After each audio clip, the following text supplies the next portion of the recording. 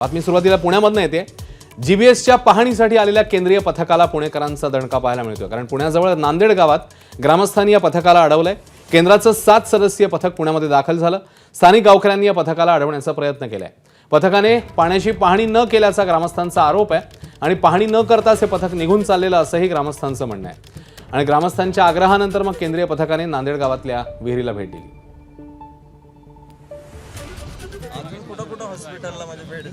आपण सगळे आशा वर्कर्स बरोबर भेटलो ना, जे कम्युनिटीमध्ये जातील आणि त्यांच्याबरोबर इंटरॅक्ट करतील किंवा हिस्ट्री घेतील आणि त्यांच्याकडनं सॅम्पल कसं कलेक्ट करायचं त्यांना शिकवलंय।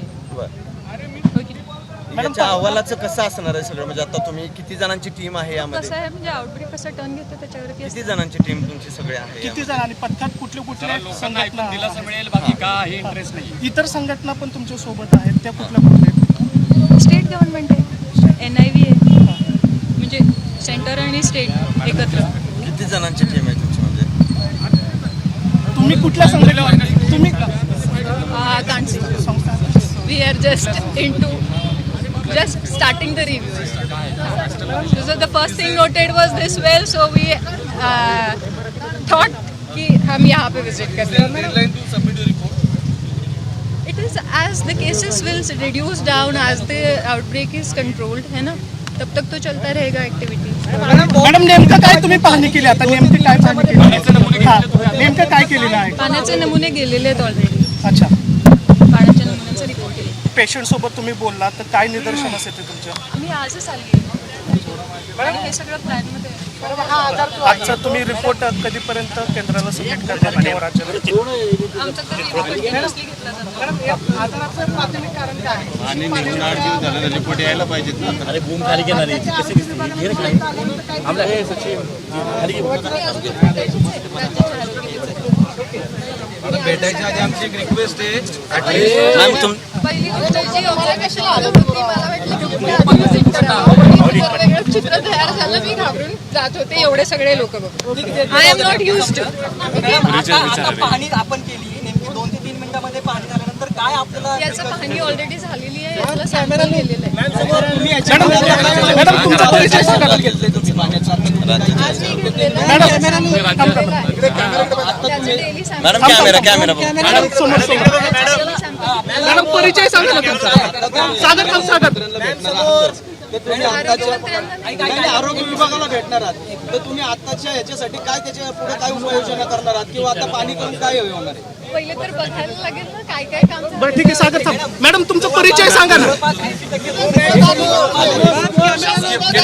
मॅडम ऐका ना, थांब ना सागर। मॅडम थांब ना। मॅडम तुमचं नाव आणि मॅडम मॅडम बाईक चालू madam. Madam please madam 1 minute थांबा ना, 1 मिनिट थांबा। मॅडमचं हे झालं ना, आपण तुम्ही मॅडमशी बोला मग। तुमचं नाव आणि डेजिग्नेशन विचारतो। मॅडम या सगळ्या गोष्टींचा रिपोर्ट घेऊन आमच्यासाठी एक फिल्ट्रेशन प्लांट करा।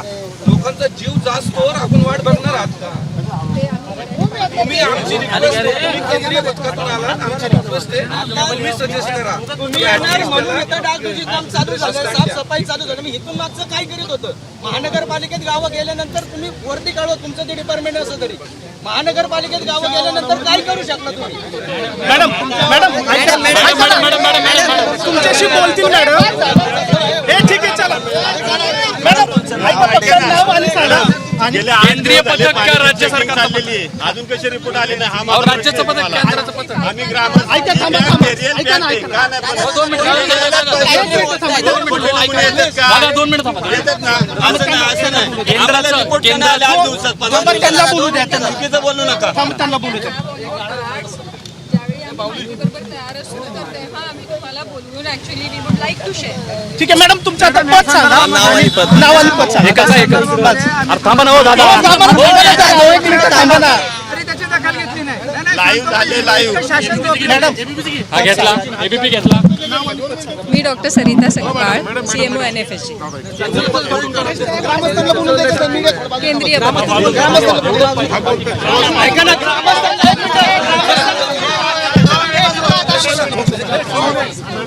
ग्रामस्थांना बोलू द्या. चला मागे चला मागे सरा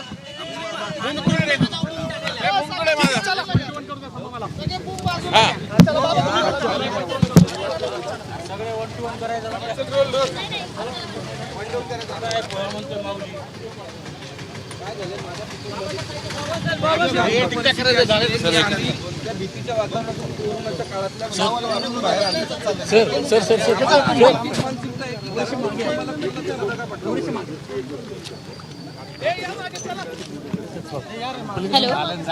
झाले जावा ना आता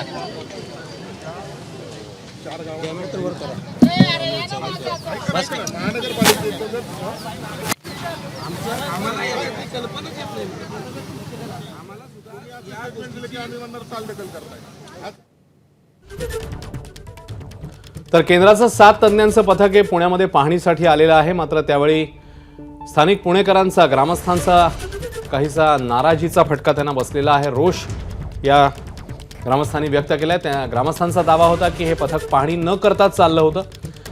स्थानिक गावकऱ्यांनी मग पथकाला अडवण्याचा प्रयत्न केला.